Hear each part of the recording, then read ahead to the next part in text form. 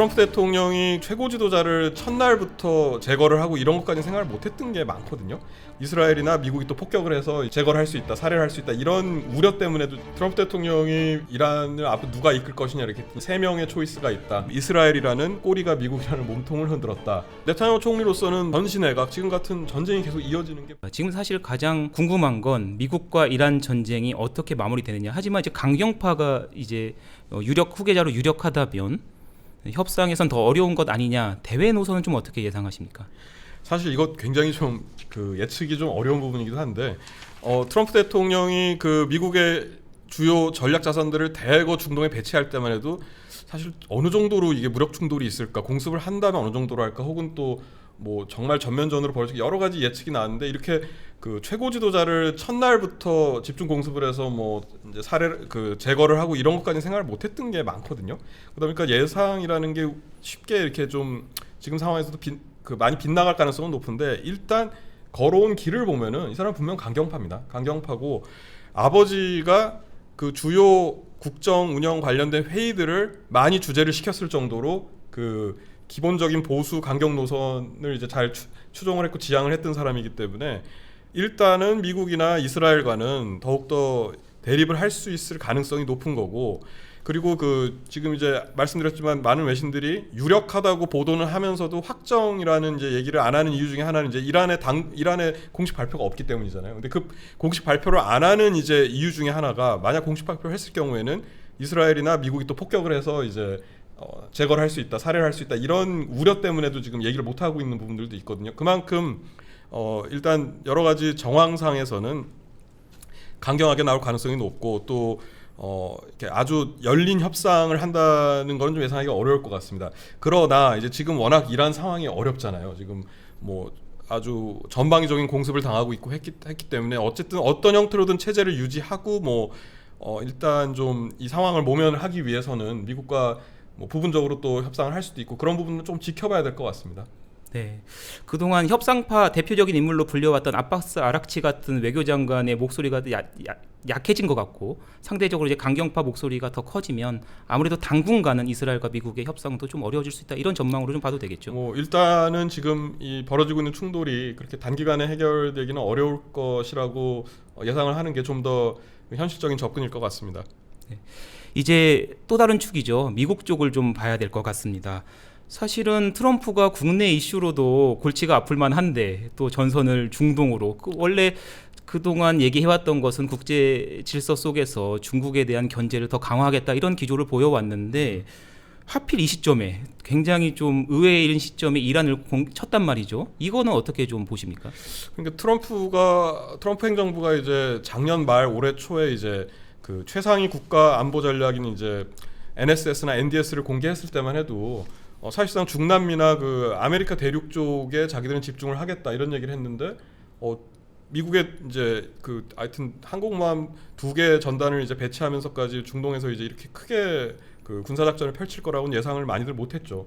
여러 가지 이제 배경을 좀 짚어보자면 이란 이제 트럼프 대통령은 미국인에 대한 위협 이런 것도 얘기를 했는데, 사실 그런 부분에서는 아직 뚜렷하게 어떤 이란이 테러를 감행한다든지 미국을 먼저 공격한 이런 부분들은 사실 드러난 게 별로 없고, 핵 프로그램, 이란이 이제 핵무기를 보유하진 않은 나라지만 우라늄 농축이나 이런 활동을 계속 펼쳐왔는데 농축 농도나 이런 게 상당히 높아졌습니다. 최근에 60% 준무기급까지 갔죠.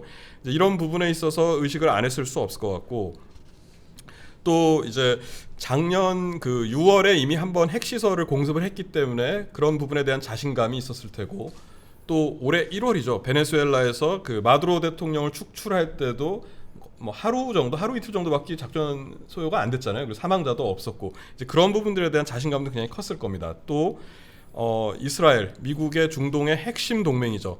사실 전 세계를 놓고 봐도 이스라엘만큼 미국과 가까운 나라도 별로 없는데, 이제 이스라엘의 지금 네타냐후 정부가 이란 공습에 대해서 필요성을 트럼프 대통령한테 계속 언급을 해왔던 것도 사실이고, 또 트럼프 대통령도 그런 부분에 있어서 많이 동의를 해왔습니다.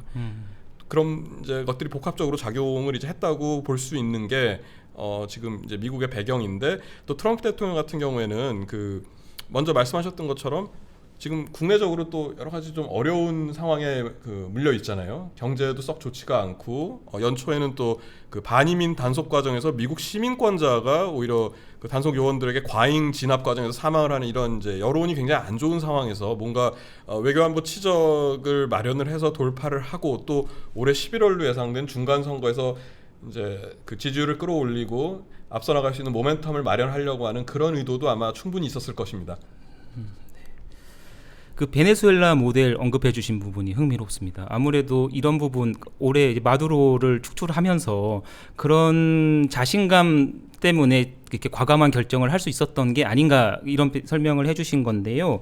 아무래도 이란과 베네수엘라는 좀 다르다 이렇게 평가를 또 하시는 분들이 계시는데 어떻습니까? 이란과 베네수엘라를 좀 비교했을 때 이란이 조금 더 다루기 어려운 이유랄까요? 이런 것들을 좀 분석해 주시면 재밌을 것 같은데요. 베네수엘라 같은 경우에는 사실 이제 마두로라는 좀 1인 독재 체제로 운영이 돼 왔던 이제 나라잖아요. 그런데 이란은 이제 기본적으로 이 하메네이라는 최고 지도자가 장기간 집권하면서 이제 독재를 해왔긴 했지만 이 신정 체제라는 아주 독특한 정치 체제고 이게 성직자 네트워크 더하기 그 핵심 군부 혁명 수비대 네트워크 같이 작용을 하는 그러니까 시스템이 좀 훨씬 베네수엘라보다는 단단하고 복잡한 그 구조입니다. 그래서 한 사람이 없어진다고 해서 이게 완전히 뭐 흔들리고 몰락하고 이렇게 보기에는 좀 어려운 면이 많고 그리고 뭐 나라 규모도 그렇고 일단 베네수엘라보다 훨씬 인구도 많거든요. 9,200만이나 되는 그 규모고 또 베네수엘라는 작전을 이제 그 마두로 축출 작전이 쉬웠던 이유 중에 하나가 해안에 이제 그 수도 카라카스가 인접해 있고 여러 가지 뭐 그 미국 무기들을 투입을 해서 단기간에 뭔가를 이제 결과를 갖고 나오는 게 쉬운데 이란 같은 경우에는 산악지형이 굉장히 많고 나라도 엄청 넓고 또 그 지상전 같은 거를 펼치기에는 여러 가지로 조건이 안 좋습니다. 그렇기 때문에 그 베네수엘라식의 그렇게 단기전으로 모든 거를 다 원활하게 원하는 만큼 그 끝낼 수 있다. 이거는 아마 쉽지 않을 겁니다. 네. 네.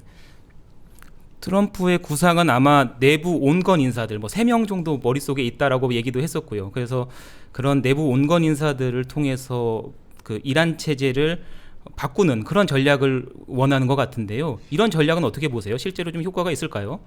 트럼프 대통령이 이틀 전에 얘기했죠. 3가지 그 이란을 앞으로 누가 이끌 것이냐 이렇게 했더니 세 명의 초이스가 있다.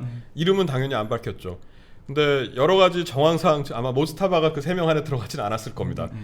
그러다 보니까 이제 온건 인사들이 사실상 지금 뭐 이 뿌리를 내리기 어려운 상황이 됐는데 지금 뭐 트럼프 대통령이 또 오늘 그 독일 메르츠 총리와 만났을 때도 최악의 상황은 이렇게 군사작전을 하는데도 전임자만큼 나쁜 사람이 이제 권력을 또 잡는 거다 뭐 이런 얘기도 했고 여러 가지 쉽지 않다는 걸 토로를 사실상 했죠. 그런데 정확하게 지금 뭐 어느 시점에서 우리는 철수를 하겠다 혹은 군사작전을 멈추겠다 이런 거는 명확하게 밝히지를 않고 있거든요.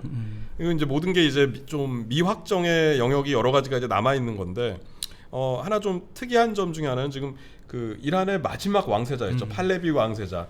이제 그 1979년에 이란 혁명을 통해서 왕정이 무너지면서 이제 미국에서 계속 거주하고 있는 사실상 망명자 신분이 된 사람인데 그 한동안 이 사람이 이제 목소리를 많이 내면서 이란에서는 혹시 하메네이 체제가 흔들리거나 붕괴되면은 이제 대안이 될 수 있지 않느냐 뭐 이런 얘기를 했는데 트럼프 대통령이 팔레비 왕세자가 대안이 될 수 있는 이런 얘기를 물어봤을 때 대답을 안 했습니다. 그런 걸로 봤을 때도 이제 결국에는 가장 이제 좀 마음속으로 두고 있는 모델은 베네수엘라처럼 마두로 대통령은 축출했는데 그 밑에 다른 이제 관리가 되고 자기들과도 협상이 되는 지도자를 앞세워서 이제 상대적으로 이전보다 훨씬 더 미국에게 우호적인 이제 그 스탠스를 보이면서 국가를 운영하게 하는 이런 거를 선호하는데 그 모델이 이제 이란에서 통할 수 있을지 그리고 지금 여러 가지 그 나오는 보도나 전망상에서는 그렇게 쉽게 갈 수 있지는 않을 것으로 이제 보입니다. 지금 이 미국 이란 전쟁에서 핵심 플레이어들 얘기해 주시면 뭐 당연히 뭐 하메네이가 있었을 것이고 그리고 트럼프 대통령 한 명 더 꼽자면 저는 역시 이스라엘의 네타냐후 총리가 아닌가 싶거든요. 네타냐후 총리의 설득이 그러니까 트럼프 대통령을 설득해서 이번 전쟁까지 일어났다 이런 보도들 나왔고 저희도 좀 이렇게 인용을 좀 했는데 어떤 내용입니까? 네타냐후 총리가 작년 말 지난해 12월에 이제 트럼프 대통령을 만나가지고 이란 미사일에 대한 이제 이란 미사일 시설들에 대한 타격을 승인해 달라고 요청을 했다고 합니다. 그런 부분들에서 이미 이제 이스라엘은 오래전부터 준비를 했었던 부분이겠죠. 그리고 이제 트럼프 대통령도 이제 뭐 아주 부정적이거나 선을 긋는 답은 안 했을 것으로 추정이 되고, 그리고 이전부터 이스라엘하고 사실 굉장히 협업을 했잖아요. 지난해 6월에 미국 역사상 처음으로 이란 공격할 때도 이스라엘하고 같이 공격을 했고, 그리고 이번에도 이스라엘이랑 같이 공격을 했잖아요. 저희가 이제 워낙 미국이 중심이 되는 이제 작전이다 보니까 미국 얘기를 많이 하지만 사실은 이스라엘도 좀 계속 공격을 하고 있거든요.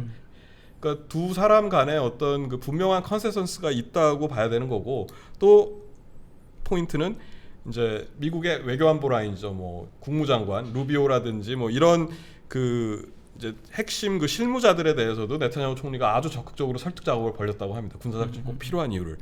그만큼 이스라엘로서는 이번 기회에 중동 지역에서 자국에게 가장 위협적인 이스라엘에게 가장 위협적인 이란을 완전히 이제 무력화시키는 데 초점을 맞췄던 거고, 결과적으로 지금 그 방향대로 여러 가지 상황들이 가고 있죠. 그러다 보니까 지금 뭐 이스라엘이라는 꼬리가 미국이라는 몸통을 흔들었다. 이번 사태의 가장 큰 수혜자는 결국 이스라엘이다. 이런 평가까지 나오고 있는 그런 상황입니다. 네. 네타냐후 총리 입장에서는 개인적으로 뭐 개인 비리권도 있고 해서 정권 연장에 대한 그런 고민들도 있었을 텐데, 그리고 뭐 트럼프 대통령도 국내 정치 타개용이라 이런 평가들 나오고 있어서 아무래도 이런 또 긴급한 결정이 내려진 게 아닌가 싶습니다. 네타냐후 총리로서는 뭐 지금 이스라엘 총리 역사상 처음으로 현직에 있을 때 검찰 조사를 받고 기소가 됐고, 또 여러 가지로 지금 개인 비리 혐의나 이런 게 많이 지금 정치 생명을 위협하고 있잖아요. 전신외각 지금 같은 전쟁이 계속 이어지는 게 본인 정치 생명을 연장하는 데 훨씬 유리하죠. 그러다 보니까 더 적극적으로 공세에 나올 수도 있는 거고, 그런 부분들은 뭐 충분히 작용을 했을 겁니다. 예.